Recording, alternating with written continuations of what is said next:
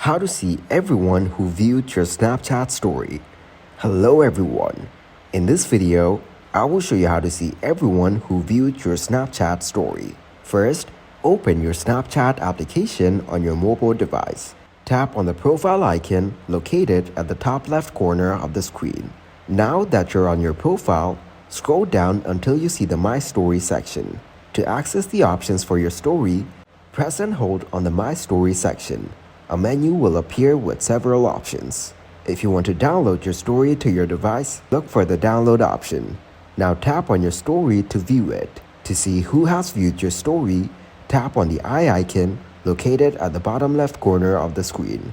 This will open a list showing the usernames or bitmojis of the people who have viewed your story. Next to the eye icon, you will notice a number. This number represents the total count of views your story has reached. It's an easy way to see how many people have watched your story. Thank you guys for watching this video. Hope you got some value. Make sure to like the video and subscribe to the channel to get notified for new videos. See you in the next one.